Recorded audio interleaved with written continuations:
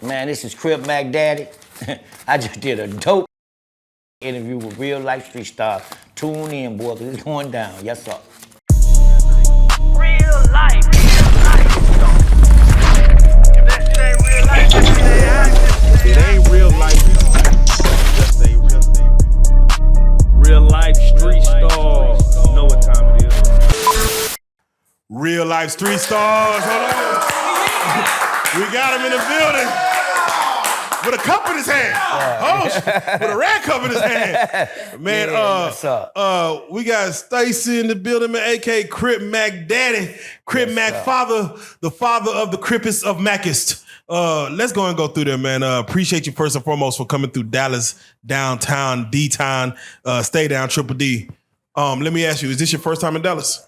Yeah, it's my first time in Dallas, man. Oh man, how do you like it so far? Is it with all the cowboys and shoot 'em up like you heard? Man, this hospitality been great, man. Okay, so it's a beautiful thing, man. The hospitality been great, you know. Have you seen some thick ones walking around? Yeah, we went to this club called XTC last night, to a strip club. Oh yeah. Bitch was off the chain, yeah. Bitch was crazy. Like a belly movie. Yes, I'm telling you. Well, first and foremost, welcome, man, for those that maybe deaf, dumb, stupid, ain't been on the internet, ain't been seeing what's been going on, man. Go ahead and reintroduce yourself, man, and tell them where you from, man. Man, I'm from Gary, Indiana, 5th Avenue, Brotherhood, one way. You know what I'm saying? Yeah. My name's Stacy Brookshire, a.k.a. Crip Mac Dad. Yes, sir. All right, man. Let's do it like this, man. People, they say, Crip Mac Daddy, how, let's just go and get to it because they want to know, how are you Crip Mac's daddy? Where does that name come from? Where did that moniker start?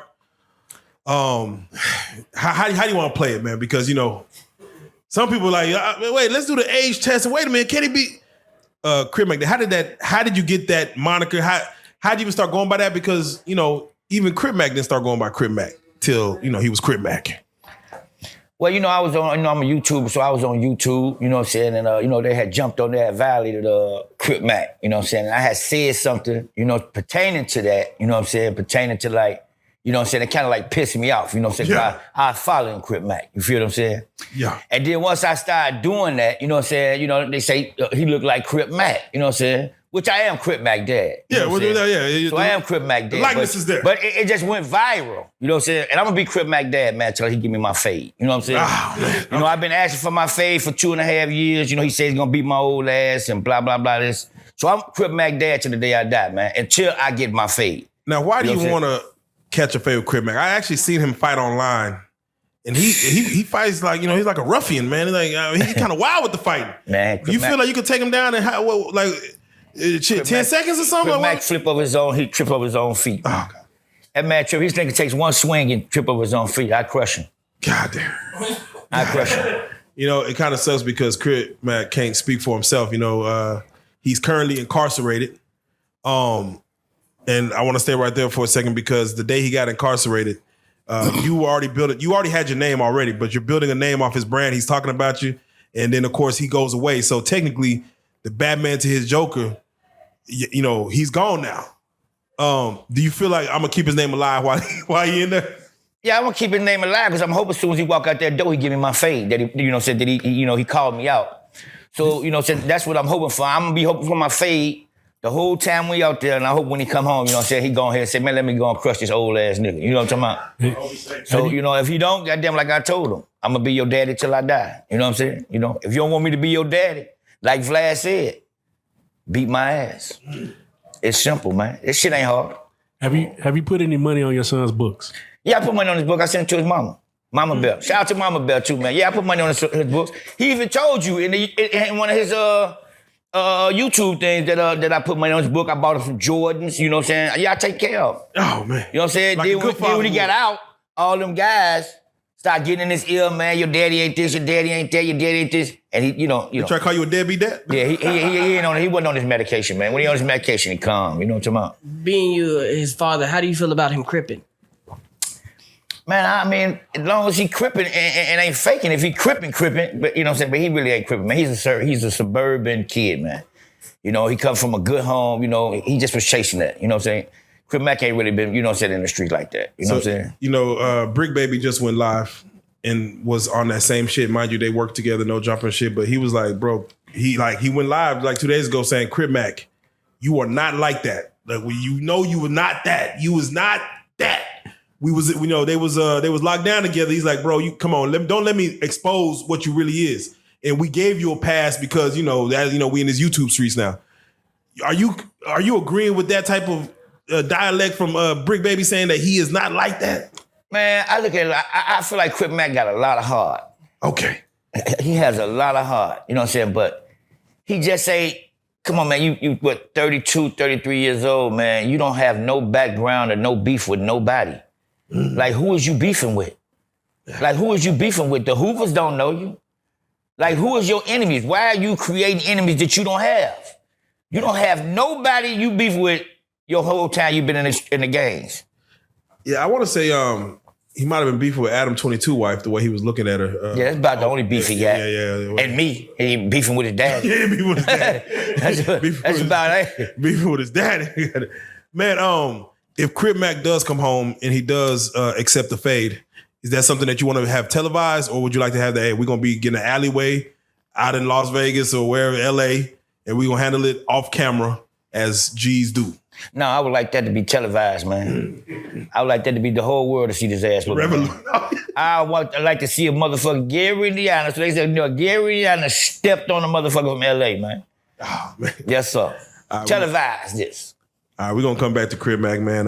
But once again, man, we got him in the building, Crip Mac Dad. But let's go and start from the beginning, man, because, you did a few interviews. Your name is up there.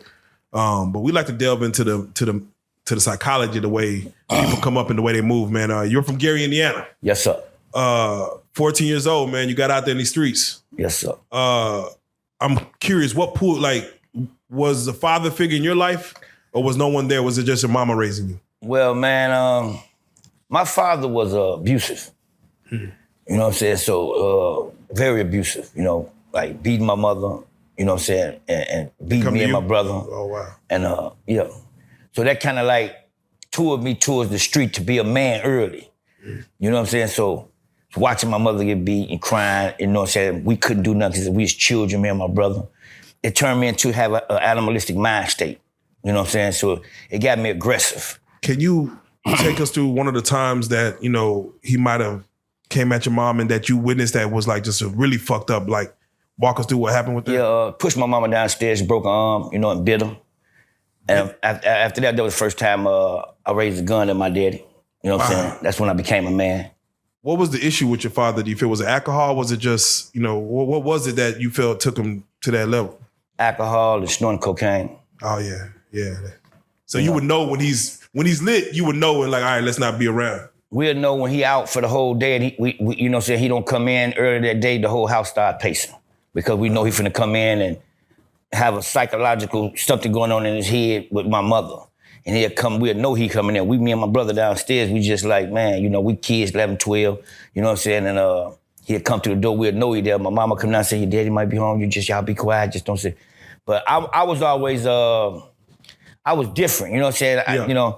I just wanted to wait till the right time. I wanted to become a man, you know what I'm saying? Because I got tired of seeing my mother crying, tired of seeing my mother get beat and tired of me and my brother get put on the wall, you know what I'm saying? So it was very aggressive, man, coming up, you know what I'm saying? Did you ever feel like that you could like whoop your daddy? I felt at a time that I was gonna kill my daddy if he ever put his hand on my mother again. Did you ever get some get back or anything from all the bullshit? I didn't have to because once he seen that I was thugging and still in the street and running gangs, he knew we didn't come to play. The last time my daddy hit my mama was a time I pulled up with my gang. And he was looking for his gun, and I had it. Oh, and I said, it's going to be the last time you put your hand on her. And I raised the gun. From that day, my daddy respected me. That's you know what I'm saying? Because he seen me and him. So after that, we became, we just stuck together. I'm just curious, what triggered him when he would come home like that? What, your mom didn't cook or? I had the best mother in the world. Yeah, but what did she do? What triggered him it wasn't what triggered him. What triggered him was the cocaine. Yeah, of course, yeah. That made him believe my mother was cheating. My mother ain't never dealt with another man but my father. Come on, man. But the cocaine had him thinking motherfuckers coming out the window and around the corner. You know what I'm saying? When my mama ain't never did nothing but cook, stay in the kitchen, and go to work, come home. That's all I know my mother for. But the cocaine and the liquor had my daddy tripping. So what or who called you to the streets? I mean, I know stuff is going on and you see it, But was there like an individual person that saw something in you that said, let me bring you into this world? No, man, I watched this movie called The Warriors. And you know what I'm saying? Warriors, yeah. And this one movie y'all probably too young to know about called The Wanderers. Oh, yeah. And I seen it, wasn't getting the correct love. You know what I'm saying? So I started searching for it. Yeah. You know what I'm saying? I wasn't getting the correct love that I was looking for, so I started searching for it outside the home. Yeah. And I found it inside of a gang. You know, so that's what took me to the streets. And then when I came, I had so much aggression in me, so much anger in me, so much pain in me from child abuse and watching so much going on in my home, it made me want to be the leader and control shit, you know what I'm saying? So then after that, I started looking forward to, my journey was to start my own gang. Right. Did you, when you were young, did you ever like cry out to God why this was happening to your mom? And like, did you ever be like, man, God, stop this? Or anything? I always cried out to God. Did he ever answer? Did he? Yeah, he answered. Okay. The day I upped that pistol. Cool. That's the day he answered. Go. Now, initially, when you said you started your own gang, like what was the idea behind that? Like, did you already know who you wanted to be down with you? Like, what was the initiation process? How was that?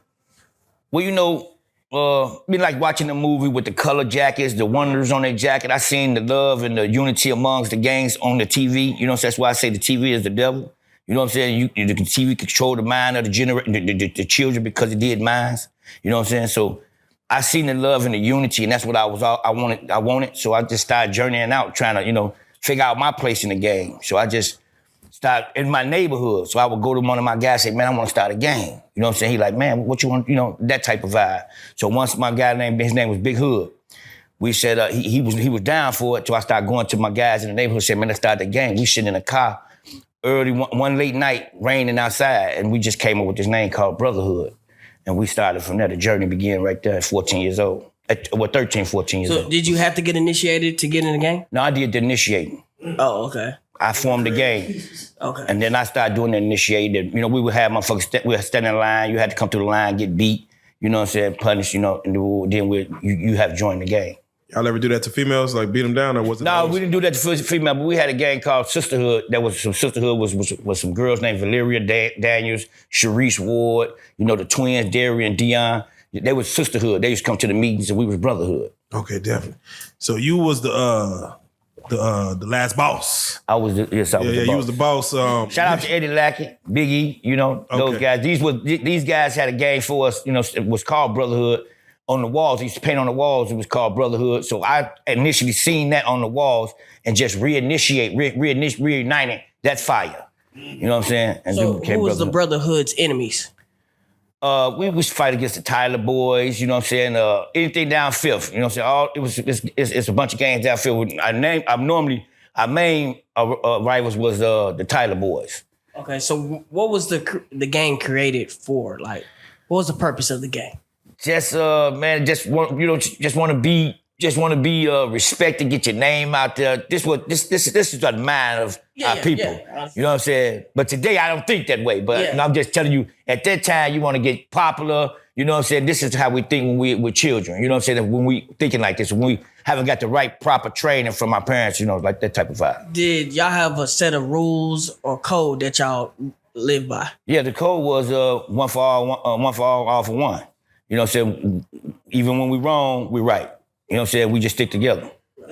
So how does a person violate, like, in the gang? And back then, I know you don't think like this no more, but back then, how do you violate? How do you fuck up? You fuck up by if we out and we start some shit and you don't fight, you come back to the hood, we beat you out, you get your ass whooped and you can't come around no more. You violate like that. That was the main violation. We started a lot of shit, you know, in different neighborhoods. And if somebody didn't fight when we was taking care of that business, he can't come back to the hood no more. Now, when did it ever come to pistol play? You know, because we're talking about 13, 14 years old. The same year. The same year, I used to steal my daddy pistol, you know, from up on his mattress. So I was like one of the first young niggas in my neighborhood and my gang in that era, because back in 84, 85, it really wasn't all that. So I was the first nigga with the raggedy gun. I was the first nigga shooting, you know what I'm saying? So when did you come up against somebody with something better? Like what in those instances, you got your gun, but maybe they got like a shotgun. We would sit. Oh, I got shot. I got shot a few times. But back then, when it first started off, they would come with chains and bats, and when they came, we were sitting at we were sitting in our neighborhood with a patch which was considered the patch back then. That was the name of the neighborhood. Wild meetings and shit at. And they gathered about 4 different gangs, you know what I'm saying? And all of them came about 30, 40 deep just to deal with Brotherhood. That's when I upped my pistol and told, don't nobody move. You know what I'm saying? 30, 40 deep, don't nobody move. Don't nobody move. Everybody, red light, green light. Yes, sir. Got that shit looking like goddamn Squid Games. Yes, sir. So when it comes to street war versus real war, I know you ain't been in no real war, but what would you say is the difference when it comes to like a street war versus like going to Vietnam or Iraq or something? Oh man, shit. Where I'm from, we got real wars like Iraq and Iran. I don't know what this is here. Hey, when you're in Gary now, you beefing with somebody, it's real war. Just like we just ain't got the tanks. Yeah, do y'all have strategy? Like, hey, you're gonna flank over there, go behind the neighborhood through the alley. Yeah, we got all that. Like I'm a shot caller, so when I'm finna do a demonstration, we surround the perimeter. Oh yeah. Okay. And then I put this thing up. I put this thing up on a nigga. Oh man. Oh, come on. I put this thing put up it on your head. if a nigga, if a nigga think it's too big. Well, and we asked this to Terrence Gangster Williams, man. We asked him because what year is this you speaking of? In the gang situation, before I got into the drug game and started controlling the streets, it was we're gonna say 84. Okay. To about 87. That's when I got in the drug game. Reagan years. Yeah. So we asked Terrence Gangster this, like, what was the going rate if you wanted somebody gone that a person would probably accept to say, hey, man, I got you. Back in my time, it was 10,000. Now you give a nigga $5. Oh, shit. Back he said it went time, down. I thought it's a recession. It's going back down. then, murder was, you had to be a hell of a nigga. Yeah. Now, the paying rate for that shit, man, is a favor. Shit, okay. You know what I'm saying? Back then, you had to pay top dollar. Okay, goddamn. Was there Bloods and Crips? And what side did you lean on? I'm from the west side of Gary, Indiana. All right, so that's what, more of the Bloods? No, we vice lords and gangster disciples. Vice lords and gangster disciples, okay, I apologize. Yeah, in one ways. All right, bad. So when it comes to, what they call it, flip-flopping, was there a lot of that going on back in your day to where they're just like, maybe somebody mama might have moved them to the other side, to the east side or whatever side, So now they actually have to, like, they can't still rep the west side. They gotta, or the GDs or anything like that. They have to switch up because they're in a new neighborhood. That happened a lot, like false flagging or switching up or anything like that. If you in Gary, Indiana, if you a vice lord, you have to remain a vice lord. If you a gangster disciple, you have to remain a disciple to your grave. If we find out you as a GD and you become vice lord, you exempt. Oh, man. On every level. And we had some Crips in our city at one point. His name was Danny Rodriguez and his family. They was like Puerto Rican and black. They were some Crips. Okay. That was only a section of Crips, and I see that my whole time living. And that was Danny Rodriguez. So at what point, this is, the Brotherhood, the gang, at what point did you switch to saying, let me get into the drug game? And did somebody put you on? I was 14 years old, right? And I was walking down the street, like again, man, it always initiated from my mother, her struggling and trying to take care of 3 kids and in the window crying in the morning. And I come in, well, at this point, I don't even live with my mama anymore. I'm gang banging and just in the street standing, trap houses, just anywhere. And I would go to my mama's house and she crying, still, this, that, and the other, because it's hard to make these ends meet. Yeah. So I was selling weed, trying to sell, this, that. I was doing whatever I can to get some paper. Yeah. So I was walking down the street, about 15 of us. I'm drunk off wine. And there was some Chicago niggas pulled up on us named Rock and Junior. Because they kept hearing about me, man, Stacy, Brookshire, man, this nigga beating up everybody in the neighborhood, pulling out guns, he doing this, he doing that. I'm a child at this time. Yeah. But these guys is like 9, 10 years older than me. So they pulled up, everybody said, man, them niggas from Chicago looking for you, they looking for you. I don't know what they looking for. I got my pistol and my gang. So I'm drunk in the motherfucker, I get to see this IROC pull up, drop top IROC with some niggas with jewelry on. They used some fly niggas, that nigga was Rock and Junior. They jumped out the car like Batman and Robin, you know what I'm talking about? Like for real. Jumped out, he opened the doors in the drop top I rock. Back then it was red. Yeah. They jumped out there, boom, boom. Like, which one of y'all Stacy, man? I'm like, I'm Stacy. You know what I'm saying? I was aggressive, real aggressive, had an aggressive mind, had my shirt off, pants sagging or whatever. Yeah. And they say, man, we hearing about you, man. Y'all niggas want to get some money? And I'm like, hell yeah. I don't even know what the fuck they talking about. I'm like, hell yeah, whatever the lick is, let's get to it. Yeah. So they're like, man, y'all want to see us some drugs? I'm mad, I'm 14. I'm like, hell yeah, I don't even know what the fuck he talking about. All I remember was an egg frying in a pan. Cause back then, y'all too young for that. They used to have an egg frying in a pan, tell you this is your brain, cocaine on drugs. Yeah. So that's all I remember when he said, he pulled out his pocket and said this. And I'm like, what's that? I act like I knew. I my guy Big Hood. And I'm like, yeah, I know how to sell that. I just want to get some money. So he say, meet me on this street called 4th and Hayes. This is the nigga named Junior. His name Benjamin Price. So I'm like, what time? He like 3. So he like, boom, we go. He pull off. I look at Hood like, man, shit, let's go get that shit. Hood like, hell yeah, we can do that now. We about 15 deep on 5th Avenue. Me, Lovey, Ty Hen, Deep. A bunch of us. We Brotherhood from 5th Avenue. Yeah. So that evening, I go by Hood house and I say, man, you going? He like, you go get it and I, what I'm saying? Cause they was kind of like in school. I dropped out of school at 14. I never went back. These, my guys, it was in my gang, they was still doing the kid shit. Yeah. I was out of the kid shit, what I'm saying? A long time before I was, I didn't see the kid shit, for real. You want to play Nintendo or nothing? I didn't play none of that shit, man. God damn. For real, dog. I ain't gonna even lie to you, man. This is a true story, man. In my body, my city, I tell you everything I'm telling you. I got you. I'm not making no shit up, man. Hey, so I goes walking over there. I was a crash dummy. You know what I'm saying? I could have crashed out at any moment. I was going to see what anything was pertaining to money because I wanted to take care of my mother. Yeah. So I go to this tall building and there was a window upstairs. I kept knocking on the door. I'm by myself. These niggas from Chicago. And I'm like, yo, man, what's up? You know what I'm saying? I'm 14 now. Yeah. So he peeked out the window. His name Junior. He's like, oh, man, you came through. What's up? I'm about to come down. He come down. He said, where you guys at? I said, ain't nobody but me. I said, what you got? He said, man, I got this. You know what I'm saying? This what it is. He said, there's $200 counts of cocaine, and you bring me back $150, you keep $50. $50 in 1987 was like $1 million to a juvenile. Come on, man. Running wild. For real. You talking about $50? Man, I'm on all that. So he give me the count. I say, let me get another count because I'm going to give it to my brother, which his name was Antoine Hood. Yeah. So he said, well, all right, man, I'm going to need my money. That's going to be $300. So that's a $150 and $150 off each of these counts. So I take the counts, I go back to Hood. I said, man, this your count, you gotta give dude $150. I don't know where I'm going with this shit. Cause I don't even know nothing about it. All I tell you I know about was the egg fried in the pan. They said they gonna, fry your brain. Yeah. So I knew a nigga that stayed on 11th Avenue was like a big brother to me named was Donnell Draper. But I always knew something was fishy about his moves. So I said, man, I'm gonna go down on 11th Avenue and go holler at Donnell Draper and see if he know what to do with this shit. Cause I done lied to these niggas in Chicago and said I gotta get this shit off. Yeah. So he say, Hood, my guy Hood say, all right, I'm gonna holler at some people over here. He don't know what the fuck he gonna do. He just saying anything. He just want to get it, do whatever, like me. Yeah. So I goes walking. He can't really do nothing. Cause like I told you, they was really children. I was a grown ass man at 14.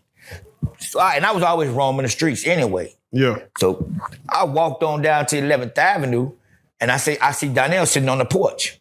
Now, mind you, he already doing cocaine because he maybe 6-7 years older than me. You know what I'm saying? But I know he doing something. But I don't know. But I know he do move too much.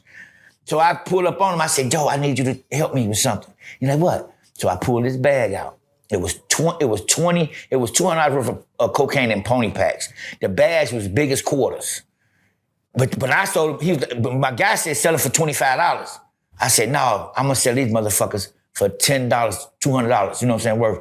But I want to, my mind just was crazy. I said, you did I want to beat the prices. You know what I'm saying? You Frank Lucas, goddamn. Yeah. So he looked at this shit. He couldn't believe that I had this cocaine. He like, what the fuck did y'all make get this cocaine? I said, man, I just need you to get it off him and get it off and get, give me $50. And he sold that shit in 5 minutes, man. He went around the corner, came back. $10. He came back, but he done switched some bags on me, put some soda in some, took the coke out. I done sold a nigga some soda. So I learned the game in one day. There you go. From this nigga tricking me. Cause nigga came back, man, you showed me some soda. Woo. I'm like, soda? And I don't think my mind said, this nigga on cocaine. He had to switch this bag and woo. So I fixed it. So I really didn't make nothing on that, but I knew next time what to do. This is true story, man. Let's go. So man. after that, I had my $150, but I didn't make nothing because I had to reimburse these guys for the soda that my man down there Draper done sold these people. God damn. I goes back to my hood, which is Fifth Avenue, and tell hood, man, that shit gone. It was going like 45 minutes. He's like, man, my brother found that shit. He beat my ass. I said, no shit. He said, man, you gotta take that shit up out of here. I said, bro, you sure? Because I'm finna go to the top. You're right. Right. You gonna put it on me? I said, you gonna put it on me? I said, what you want me to do? He said, man, go on here and do your thing. I can't even go outside. He grounded? He grounded, got beat up by his big brother, all that. I said, well, just give it to me. Right. You made me the man. I don't have nobody. Yeah, you made me the man. I can do anything I want at 14, 13. You know, I was running away from home at 11, 12, so it is what it is. You know what I'm saying? I'm not in the street. Damn. All the parents in my neighborhood loved me because they knew I was a good kid, but I was just a savage at the same time. So they used to let me in 7 o'clock in the morning. I'm beating on their doors and things of that nature. They let me go on stage, go down the car. They knew I would get. They knew something wasn't right in my home. You know what I'm saying? But I didn't never tell them. But they knew something wasn't right in my home. You know what I'm saying? So I took his sack, went on down on 11th Avenue, and did the same thing, got rid of that shit in like 10 minutes. Soon I got there, people was looking for me. And where that young nigga? And at this time in my city, wasn't nobody getting no money. They don't know nothing about this money. You know, so people, you got the old niggas. Yeah. They don't even know about Jiggy yet. You know what I'm saying? So I sold that shit and went on to the Chicago niggas, and it was like, they couldn't believe it. They like, this shit gone. So they gave me another pack, I'm running through this shit, and I'm making thousands and thousands of dollars. Now, at this point, I done got huge. I can't even be in the hood too much no more. Right. I'm all over the street. I got dope spots. I just started turning the city up. Yeah. Nah, so, you know, and we're gonna get to what got you incarcerated. But before we even get to that, what would you say was the highlights of your would you say that was a highlight of your drug? No, the highlight of my drug, I was 15 years old. I went to the car lot, man, and bought me a 9.8. And I put gold rims on it, rag top, trimmed it in gold. Ooh, at 15? And, man, I was like motherfucking superhero in my goddamn city, man. I used to pull up to the high schools, girls used to chase me. I was like Michael Jackson in them days. They had to walk me out the back of the schools. It was crazy. I had all this jewelry on. I flew to New York. Man, I became the kingpin. How you was living paid in full before there was a man? I've been stunned way for Cash Money, man. God damn. I was in the game. I was in the game when Alpo was in the game. I was all in New York, big chain. I was really the superhero. Damn. I'm not lying to you. Nah, I believe. How much did because it was gold back then. Back then I had a chain I never forget was $2,500. This motherfucking big. Ooh, motherfucker. And I been and bought an Eagle about this motherfucking big for about $1,500 back in them days. Ooh. Chains wasn't that expensive. But you had big ropes for $1,200. But you were rich. Back in 87, 88, you got a $1,200 chain on your neck, nigga. You a kingpin. Ooh, I wish you would have kept it. Man, it's worth something right now. I sold that shit when I got on drugs. I believe you. So what got you locked up? Like what took place to get you locked up? Man, for the feds? Yeah. That was down the road. But man, I was just big. My name was big, and just the feds got on me. Shit, I had started a record company called Brookshire Mafia. Yeah. And the feds sent me a record deal in the mail. The feds sent you a record deal? They sent me a record deal to fake like it was a record deal. For how much? I mean, it was a bunch of figures, man. $5 million record deal, some old shit like that. Them feds fed it. True story. This was in 1999. So I'm on my way to Chicago to get 3 bricks of cocaine. Yeah. And my mama called me, baby, you've been discovered. This true story. I swear for my God. On Brotherhood. I can't make this shit up. The whole now, city. Did you have any song that was like, what would have led you to believe that somebody wanted to give you $5 million record deal? Let me tell you this, man. I was a superstar in my own mind. I was rich in my own mind, but I really was rich in the hood. And then what happened was, back then, that's when Master P and them had all the album cover with you can look my album cover up right now, Brookshire Mafia, right? You're going to see I got the same album cover Master P got. And by me being a big drug dealer and really getting money and just in my own head, it's just like, man, these people finna, and they sent me a record deal. So I felt like it was finna happen. I didn't know how they were sending record deals. I didn't know what was getting played. And this is a true story. I believe you. The whole shit, it was in the paper. Did you have a song on the radio? It didn't. I just wasn't hitting myself, I guess. I don't know what it was. You get mad, I don't know what the fuck it was. But anyway, I'm on my way to Chicago, man, to get 3 bricks. And these people, my mama called me screaming, you got a letter in the mail from a record deal. They talking about giving you money. I didn't go get the bricks. I turned around and go back home and then tell me to meet him at this hotel. And it's about 3-4 days out. So that whole, I ain't selling no drugs that whole 3-4 days, and then I'm running around the city like, man, I'm finna get a deal. I go to sign the record deal. It was the FBI. Damn. At the hotel. I swear for God. Did you even put up a fight? Like I said, I said, man, I should better sue y'all for fucking me up like this here. Damn. Man, I come in this motherfucker right, dog. I swear to God, I come in this motherfucker, dog. And when I come in here, there's this white lady sitting in this chair. She got all my portfolio, my magazine, my posters, my CDs. Now, mind you, I got $65,000 on me in a briefcase. Yeah. $65,000. Because that night I was waiting at the crib to go here because I was in a cash money state of mind. Yeah. I want to go ahead stunting with my jewelry, my bag, because at this time we listen to that motherfucking cash money. That's a lot of money. So I'm talking about we listen to stunting them cash money. Oh, yeah, jamming. We listening to this music. Now I got this record deal, so I'm gonna go ahead and stun with my jewelry and all this money. I got $65,000 on me in cash, in a suitcase, in a briefcase. I go in here, this white lady sitting in a chair. She said, how you doing, Mr. Brookshire? I said, how you doing? I'm shaking her woo. And she said, all my stuff laying out on the table. Posters, see my CDs and everything. So I'm like, yeah, what's going on? Who I need to talk to? She said, have a seat. So she grabbed the phone and she called us. Said, he's here, he's ready. I think I'm finna go ahead and see executives. I swear to God. Oh. I think I'm finna go ahead and see executives. I walked through the door, got my briefcase, and there's 3 white men with badges. They said, have a seat, Mr. Brookshire, with the FBI. Oh, that's dirty work. Oh, man, my heart dropped in my motherfucking drawers, man. God damn. I got my briefcase, and I tried to turn around. Yeah. They wanted me to get wired up at this time and go out and set up the police because I was dealing in police corruption. Oh. I really was a monster. Okay. I swear to God. So they weren't even trying to arrest you at the time. They was trying to get you. No, they wasn't trying to arrest me. They said, well, they wanted this police officer named Corey House. They was gangbangers, but they was on the police force. Hold on. So setting up police officers can't be called snitching. Fuck that shit. That's Bro, I'm doing that shit. Hey, yeah. I swear to God. Every law can get it. I won't tell one lie on this couch. Yeah, how many laws we taking down, goddamn it? So what I did when they said that, I had my little cousin with me named Orlando Brookshire. This is the truth for everything I'm gonna say on this couch, man. I swear to God. Orlando Brookshire sound like a gangster. That's my cousin. Yeah. So I say, I say, man, I got my cousin with me, woo-woo. So they're like, man, you going to jail right motherfucking now for life and blue, if you don't go set up these polices and give us your connect. So I said, man, listen, man, let me take my little cousin. That's how valuable I was to these guys. Yeah. I said, let me take my little cousin home, man. Get him out the way because I don't want him involved in this. And then I'm going to meet y'all somewhere and let's get this done. So they said, okay, Mr. Brookshire, don't fucking play around with us. We're going to let you take your cousin home. We're going to have somebody follow you and blah, blah, blah, blah, this and that. I said, man, I got you, man. So I reached for my $65,000 with the briefcase. I said, oh, no, you can't take that. Yeah. You can't take that. You can't. So I say, damn. So boom, anyway, I walked on out the place. Man, got you. I goes down back to the car. My cousin sitting in the car. I get in the car, I say, man, because my ass didn't let my cousin go in with me.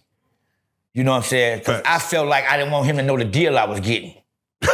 Wait, you don't trust your cousin to know the deal? I didn't want him to know the deal because if he give me a deal, then I want to tell him y'all gonna get this deal. And you know what I'm saying? You still the boss. You just goddamn. Right. Yeah. So I get in the car, I said, man, that was the FBI, they got us. He said, no, nigga, they ain't got us. They got you. What you mean? Because I said, because they mentioned his name in there. Yeah. They said, we know about Orlando, but I tried to tell him, and they ain't talking about they got it. He said, no, nigga, they ain't got us. He said they ain't got us. Don't try to put me in this. I said, nigga, they said your name. They said your name. I got you. Don't worry about that. So we go to my grandma's crib. I'm running on him now. I go in my grandma's crib. I had in my grandma that cold beer for half the day. I had somebody pick me up on the next block. I jump in the back of his truck and spin off. Oof. Now, they looking for me for 2 days. They go to my mama house and my daddy house and say, man, we looking for your son. We got a case on him where he ran on us. So my daddy called me. He said, listen, man, you better call the people. They not be coming by my house looking for you. They looking for you. I said, who? He said, the FBI looking for you. So he said, just call your lawyer. So I called my lawyer, which his name was Tom Lewis, give him $20,000. I go back up to the place. We meet them at a high-rise hotel. And I said, man, I tell my lawyer, look, man, I'm gonna run on these people. I just wanna know what they got on me. He said, man, okay, well, I should just ask for the tape. I want to see if it's enough going to put me away.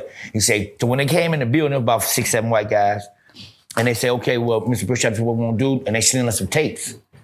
So we listening to the tapes when they walk out the office, and I said, man, is that enough what they going to do with it? He said, man, they can build a case with this. I said, man, fuck, they're telling people I'm going to work for them, but I want to run on them. When I came back in there, I said that same shit I said before, man, just let me go ahead and do this, and I'm going to do something for y'all this weekend. They said, hell no, and they cuffed me and locked me up, took me to prison. Oh, shit. And I was in prison. Okay. All right, let's do it like this, man, because damn it, that's definitely some movie type shit. That's definitely some movie type shit. True story. How was it, what age was it when the feds got you? I'm sure you're like, what, 20? I was 25, 26. 25, 26. They sent you up to Leavenworth. Even before we even did you go, the court proceeding, you have a court-appointed lawyer, you had a lawyer? I had a paid attorney. Yeah, paid attorney. What's the name of it? I forgot you just said Tom his name. Lewis and Jerry Jarrett. Yeah. Did you feel like they did a good job? They did a great job. Okay. Amazing job. Okay. What did they hit you with? What did they sentence you with? So they gave me 165 months. But with the snitch shit, and you know what I'm saying, when you get to that question, I'm going to explain it to you how that went, and that's how that, I'll tell you how they took the time off for that situation. You know what I'm saying? All right, so you get guilty. We always talk about someone's first day out, and this is the feds. So, I don't know from state penitentiary to jail to feds how the first day is, but how was your first day on intake? When I got to the jail? Yeah, when you got to the situation. When they brought me in the system? In the system, yeah. I was just chilling. It wasn't I was just waiting to see what they had on me, the extra shit and what they was building. But when I first came in the jail in 1999, man, they was giving niggas 40, 50 years for a dime rock. Oh, there was a relevant conduct in that one dime rock, and you was ended up with life sentence. God damn. And you wasn't never nobody on the street.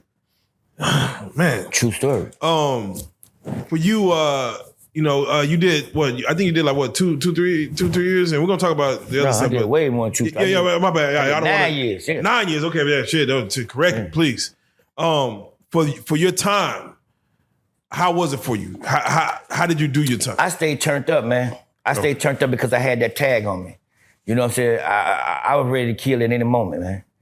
Every yard I hit, I was ready to die. Because when you in the federal system, and I had to do my time behind the wall. Yeah. And real prisons because of my background, gang, I murdered, chip murders, and different things of that nature. So they put me behind the wall with the savages and the animals.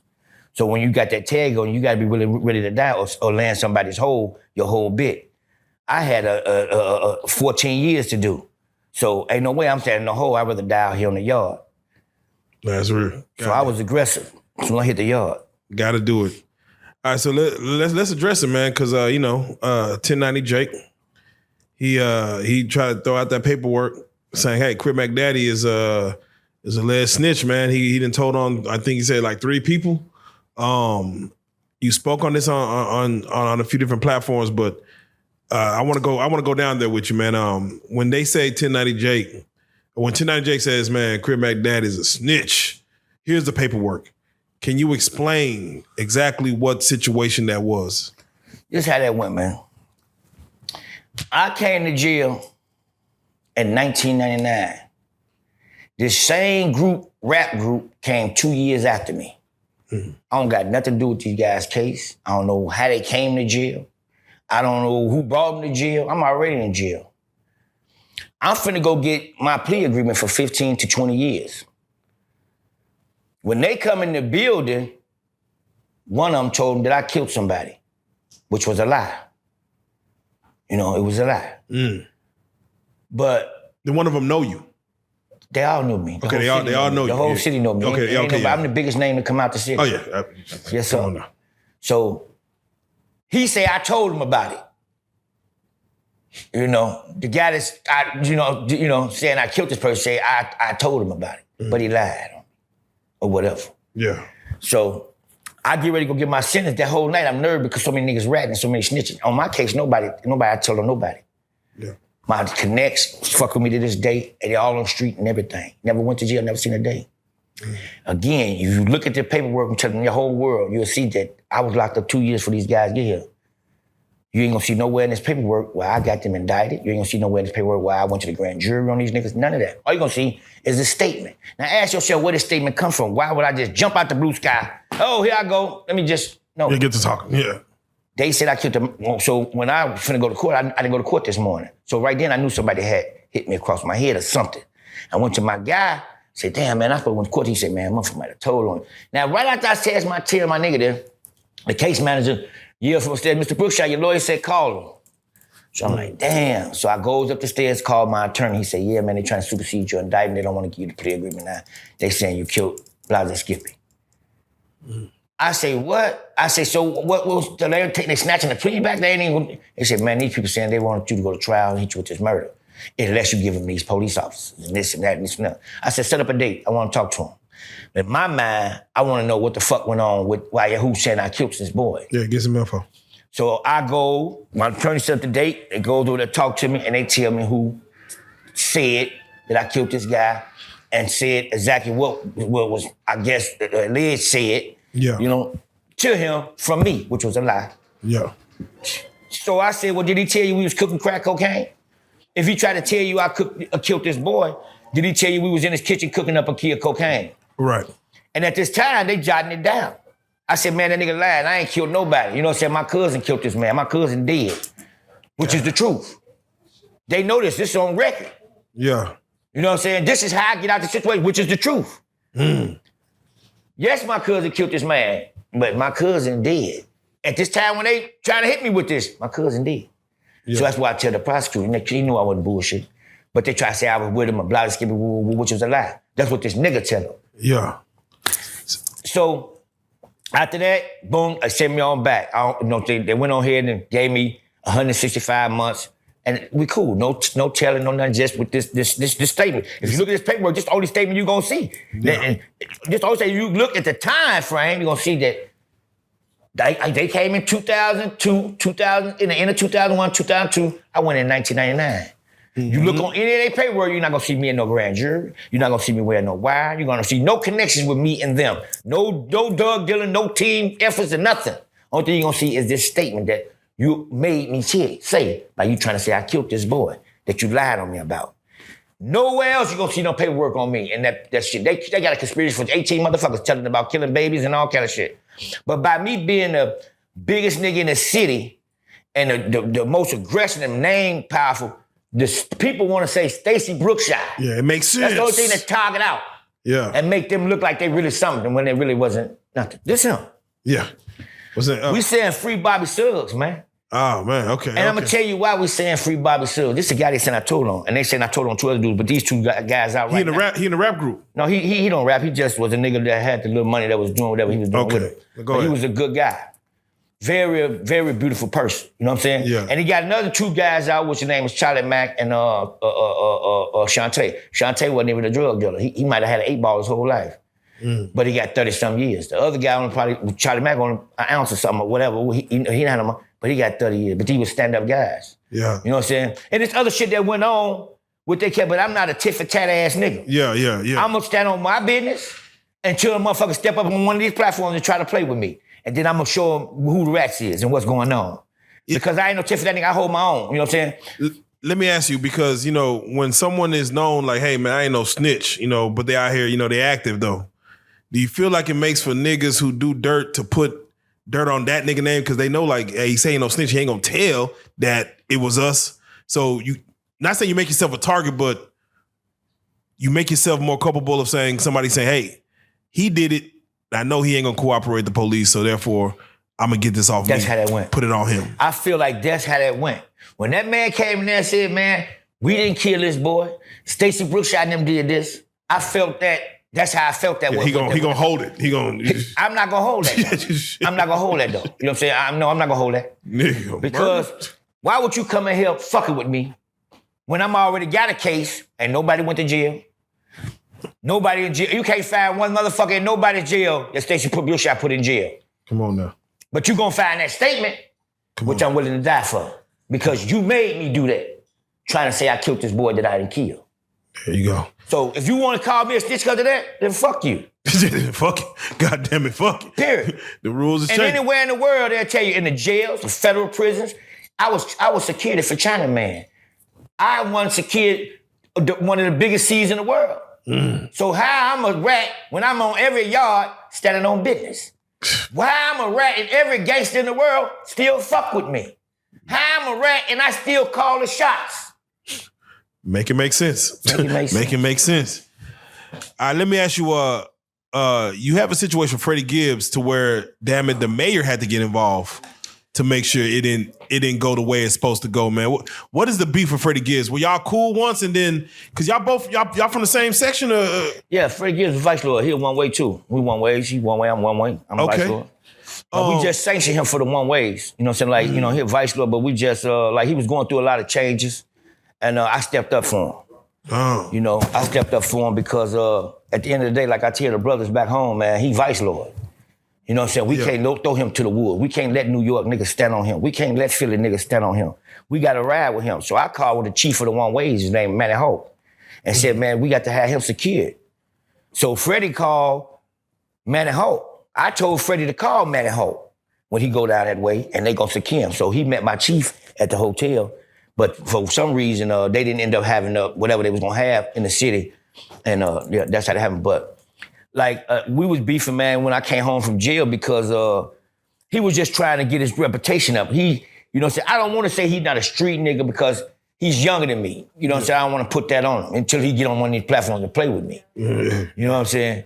Then we'll go there. But at this point, man, you know, he's from Gary, Indiana, and I ain't trying to, you know, fuck with him. You know what I'm saying? But he was going at me, you know what I'm saying, in his music. He has this song called Let It Burn where he's talking about me snitching and blah, blah, blah, blah. But he's a child, he was younger, he don't know what happened. A lot of these dudes just trying to cloud up off me. I came home, I'm a big guy, Stacy, Brookshire on the street now. So let me attack him and give him numbers up. So that's really how he got his numbers up. And we played with him a little bit, and then I got kind of pissed off at some point, you know what I'm saying? And then it was finna get really ugly for him. But because he bought some shirts and put my face on the shirt and put a target on it. And we did a show, and I said I'm having on one of these shows because I forgot, but it was in Lake Station. So me and some guys, we, you know, and they had the FBI out there because they started hearing Stacy Brookshire, you know, saying this, that, and other. But they secured him real good.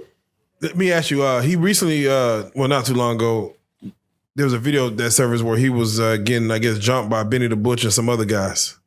Did that fuck you up? Because like, there's still one of you know, somebody from your section. Like, yeah, I would have fucked Benny Butcher up. Yeah, I'm like, just because he's from Gary, Indiana. Yeah, and with Gary, Indiana, man, we stick together. We can hate each other, but if we love and hate each other because Gary, Indiana this big, and we know. We like to protect each other no matter where we go. So if we in Miami and there's 2-3 Gary niggas there, and we don't even know each other. But if you say you're from Gary, we lock in because our souls connected together.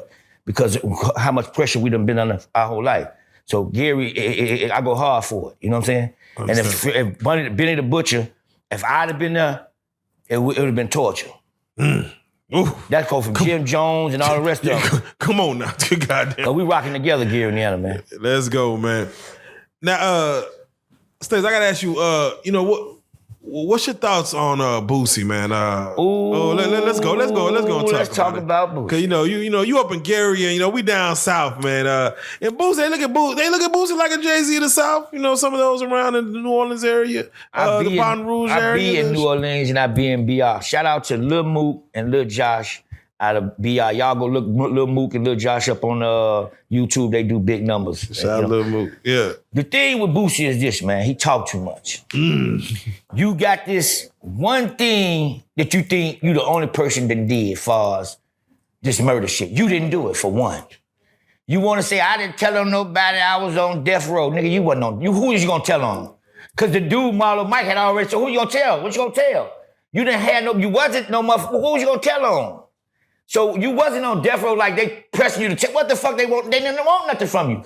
You got a murder that somebody said that you murdered for hire. Only thing you do is tell on your motherfucking self at this point. So he riding off this wave with that Boosie don't even have a criminal background.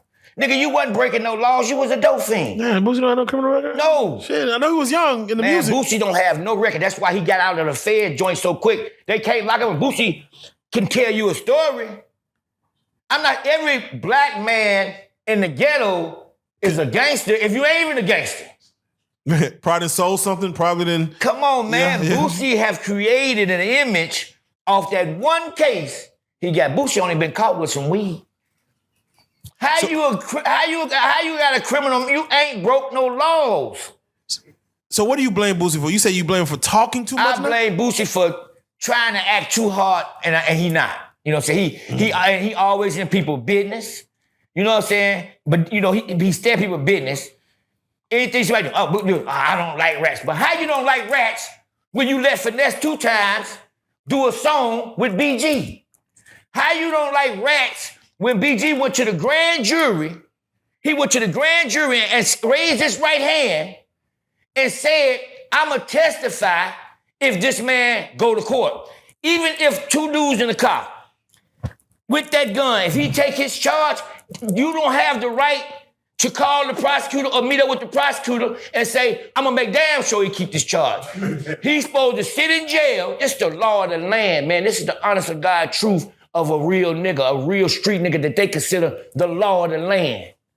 He don't supposed to say nothing. Even if that man take and say, nah, man, I ain't taking charge. He's supposed to sit it out. He's supposed to sit it out. You made a deal, though. You ratted. Why Boosie taking up for him? Boosie, you so certified. That's not certified when you going by the laws of the street. And if Boosie taking up him, then we already know you faking. Are there really laws in the street though? Don't that contradict this whole shit? No, it's definitely laws. And it's definitely certified, stumped down gangster shit going on. You know what I'm saying? But some things can be excused if you can tell the story right. If it fit. It's just like this here. This is a true story. It's just like this. If it's a child in the middle of the street and a dude rides up and shoot this child in their head, a 6-year-old baby in her head, and you sitting there, a certified gangster, watering your grass, and this man shoot this child, this 6-year-old child off her bike, that child dies in the street, and the police pulls up on you and asks you, who killed this child? You the only man can say, put this man away. On my clock, he going to jail. So what if But on a certified fake ass gangster, he gonna say, man, I ain't seen that. I ain't got to do. That's not snitching, man. So yeah, what if that man who says I'm gonna take this charge tells you like, nah, bro, that's on me. I fucked up. You could For killing that child? Yeah, you could tell it on me, bro. I fucked up because you was there. I'ma hold it. Yeah, if a motherfucker go kill a child, then say he take a child, I mean, he's supposed to be killing this child to get away. Yeah, but if the man who's like, let's say in BG's case, a man says, I'm gonna take the charge and tells BG, I'm taking this. And he tells BG, hey man, that's on me. If you gotta testify, you gotta testify. But I'm taking it. But that man didn't tell him that. I know. I'm just saying. No. What ifs? You know what I'm saying? What ifs? If he tell him that, but still, BG supposed to say, man, I'm not talking to the police. I won't give a fuck if he told you to go talk to the police. A real certified step-down gangster, from where I come from, we don't talk to police. That's the law that they put in place. So you got to stand on that. And that's the law Boosie go by. So Boosie supposed to cut BG off. He's supposed to cut BG off. Even if he ain't so. I feel like, Boosie has entered the lane as far as he's more like a blogger, podcaster now. That's his lane now. Like, he's not really a rapper no more, per se. He's more like an influencer. That's kind of what he makes it. He goes different places. He be swag surfing, little shit like that. He's an influencer, like a streamer. So I think it's his job to get in people's business now. Okay, that's fine, but don't be contradictive. He's contradictive. You saying one thing, but doing another. That's all these niggas, though. You don't like Terrence Gangsta Williams, but you like Finesse 2 times. You don't like Terrence Gangsta Williams, but you like BG. You don't like this person, that person, but you like, I mean, but I don't think none of these niggas really don't like it. Like, for the dollar bill, I'd have a meeting with Terrence and I say, hey, Terrence, I'm finna say you the biggest snitch in the world. We finna get this paper. He gonna be like, okay, we're gonna shake hands, we're gonna talk about each other, and we're gonna get that big old check. I just think that I don't think Boosie hate nobody. Who can he hate? You gotta think about the children. You gotta think about who watching you. This can't be always about money. Right. This can't always be about money. This gotta have some kind of morals and principles in it. You know what I'm saying? Yeah. We can hurt the children with just saying anything for money. It seemed like the niggas complaining about snitching is older niggas though. Like the kids ain't looking at paperwork like that. They don't like to read anyway. They don't have to. They can hear it from a person, a role model mouth. That's true. That's true. Today, of me being in so much pain and so much, going through so much, man, today I tell my children to be police, prosecutors, judges, and all that, because I'm brave enough to do that. Hey, yeah, no. I don't want my son slain in the motherfucking street, me telling him, fuck the police, because it's not fuck the police. Mm. When you try to change the narrative, as leaders that been through something, we have to change the narrative. It's our job. So I seen a movie, Central Park 5, and the way the police play on you is they'll tell you that your partner's over there about to give it all up, tell on you, so you better hurry up and tell on him. So they play a game, and no one want to get snitched on. Like, there is a code where you're supposed to just shut the fuck up and be quiet. Everybody be quiet. But it does seem like the police play a game and we're like, hey, that nigga just told me everything we need to know, and you're going down. Either you could say if he's involved, or you could sit here and you're going down by yourself.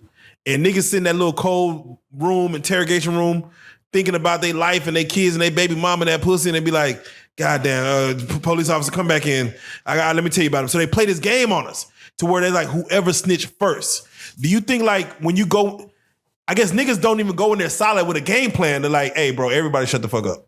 Because niggas seem like they get manipulated by the cops because they don't know better.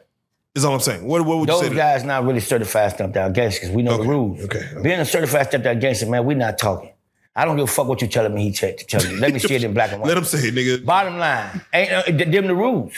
It's funny because it said whatever you can say can and will be held against you. Not against you. Like it will be held against you, not for you. I'm like, the fact that that's even in the verbiage. You shouldn't even say shit. And you got to understand, the police can't give you a deal. Only person can give you a deal is the prosecutor. So if you telling the police something can't guarantee you no break. So you just wasting your tongue. You be watching the first 48? I really don't watch TV, man. That's just Yeah, that first 48 fuck you up, bro. You think you that'll fuck you up how some niggas just switch up so quick. I mean, mind you, I don't know these niggas, but bro, these niggas be switching up quick, man. Let me ask you, because I want to make sure we touch on this. You do have ties with Floyd Mayweather, man. I want to shout out Bob, but you do have ties with Floyd Mayweather and the Mayweather family. You out there in Vegas right now. Your residency is Vegas. What's your ties to Floyd?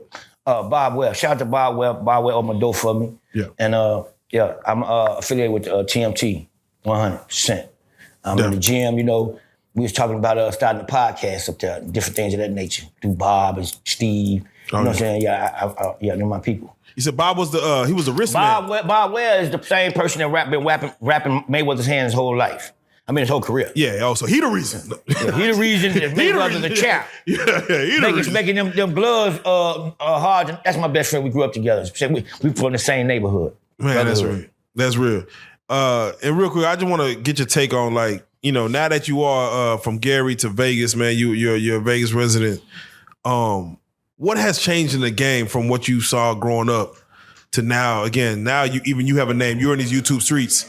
What has changed for you as far as the old ways versus the new law? Like, what do you see? The game over with, man. The street game, the gangster shit, that's over with. There's no more of that. Find something else to do. You know what I'm saying? Find something else to do, because that shit over with. Ain't no more real niggas. And that shit, real niggas nowadays, man, is people that taking care of their families, taking care of their kids. Yeah. You know what I'm saying? Teaching the youth what I just told you. Man, go be a police. Get the battlefield balanced. Yeah. As parents, as gangsters growing up, we suffered enough. Yeah. So it's time for us to tell the children, because they know our stories and they're gonna listen to us. See, I can't put up with a bow tie on and these people gonna listen to me. But God told me to walk like, act like, look like, and that's the way they're gonna listen. See, God sent me in the belly of the beast. Yeah. See, I'm one of his. That's who I'm working for, but I gotta look like these folks. Not for real. to get their attention. So you see me with the bandana because they're gonna listen if I got the bandana. I got a chance to save your life better with this bandana on in the neighborhood than a bow tie. I'm gonna listen to you, most likely. Because you're gonna listen to me because this bandana gonna tell you I've been through it. Yeah. So if I say, man, no, don't go kill that other brother, give him a pass, you're gonna listen. But if I got the bow tie on, you're gonna say, man, fuck you, get out my neighborhood. Yeah, I will say you a dying breed. About 30, 40, 50 years from now, they're going to look back in situations like this and be like, man, time in the 80s, the 90s, what a time. Like, shit, it ain't going to be nothing like that. I mean, it's too much security, too much CCTV. You can't really do shit like you could back then, but you are definitely a dying breed, man, to where these stories are going to be like Bible folk tales to the younger generation going forward. Man, for 2024, man, and again, once Crip Mac get out, we'll see how it's going on. What do you have planned for yourself in 2024 for the rest of the year, man, the rest of the quarters, man? Are you dabbling back in the music? Are you going to strictly stay in these YouTube streets? How you moving? I'm pushing for my movie to be put out. You know what I'm saying? I want to go talk to the kids in the schools. You know what I'm saying? I'm definitely going to be in these YouTube streets. You know what I'm saying? And I'm just, I want to give a message. Man, my main thing with this, man, these kids need us. Oh, yeah. You know what I'm saying? And it's like, if you're a real leader and you're a real stumped down gangster from the streets, and we got to stop telling these kids it's fuck the police. You understand what I'm saying? See, wait, is it help the police? What yes, it's hold hands with them. Oh, okay. Let me tell you why it's hold hands with them. Okay. Because we have to clean up the communities so we can get these parks back. Oh, yeah, come on. You know what I'm saying? We got to know what's not snitching and what's snitching. Snitching is two niggas go commit a crime and you turn bitch on a nigga. Yeah. Now, I don't respect that. Yeah. But if you a man and a stumped down certified gangster, then you need to help keep the communities from murders, robberies, and these different things if you done put poison in the neighborhoods as a child coming up. Now, your chance is not giving back money. Suck that poison. Your chance now is to save lives. That's more than the money. Now, for real, hey, last question, Stace, I want to ask you, man, they're making a biopic of Michael Jackson's life, a real one now.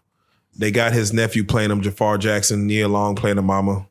Being from Gary, Indiana, what do you expect of a Michael Jackson biopic showing his young life and what Michael Jackson was to this world? Because this is going to be the realest biography of Michael Jackson to date. What do you expect to see in this thing from a Gary standpoint? I hope they don't put no perverted ass shit in his shit. And I hope they keep my man clean, man. That's all, because he's from my city. Yeah, I don't want to, man, they always trying to destroy Mike, man. Come on, man. You know what I'm saying? I used to cry when Mike performed.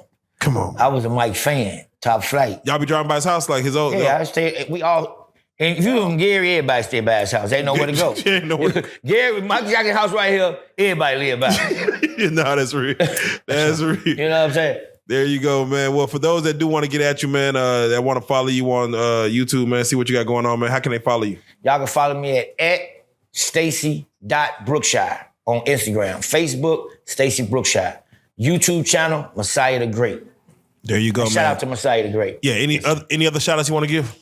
Man, I don't want to get no shout outs to nobody right now. All right. Oh, I want to get shout out. Yeah, I want to get shout out. I want to get shout out to King Yeller for sure. Shout out King Yeller. GMBK1, Terrence Gangster Williams. Yeah. Let's go. Man, we in Dallas in this motherfucker, man. You already know what it is, man. We got him in the building, man. Crip Mac Daddy, man. Stacy Brookshire, the one and only, man. Come on, man. This is old school right here, man. We going through there.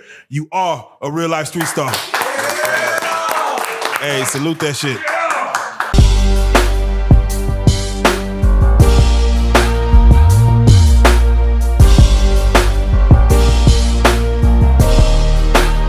Shout out Reallyfe street stars, nigga. Pullin.